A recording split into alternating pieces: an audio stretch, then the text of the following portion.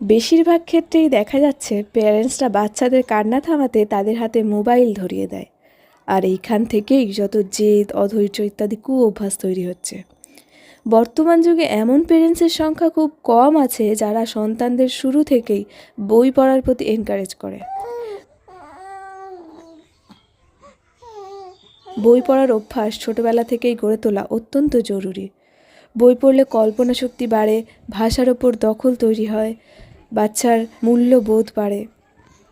কিন্তু আজকের দিনের বাচ্চারা বই প্রায় পড়তেই চায় না।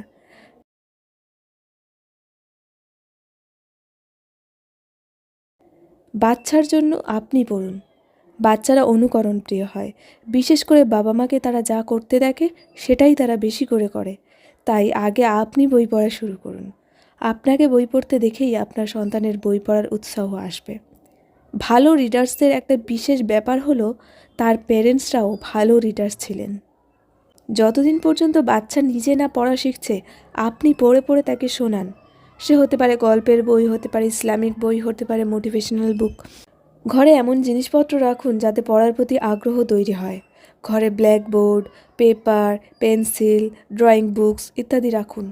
তার জন্য নতুন নতুন শেখার জিনিসপত্র কিনতে থাকুন। বাচ্চাকে বই গিফট দিন। বই বাচ্চার ভালো ভ্যালুস তৈরি করে, তাকে ইন্টেলিজেন্ট বানায়। ছোট বাচ্চাদের পক্ষে ছবির বই খুবই ভালো। শুধু অক্ষর দেখলে ওরা আগ্রহ হারিয়ে ফেলতে পারে। বই পড়ার প্রতি আগ্রহ তৈরি করতে ওদের প্রথমে নানা রঙের ছবি আছে এরকম বই কিনে দিন।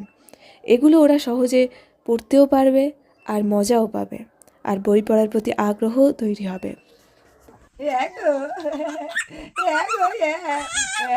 বল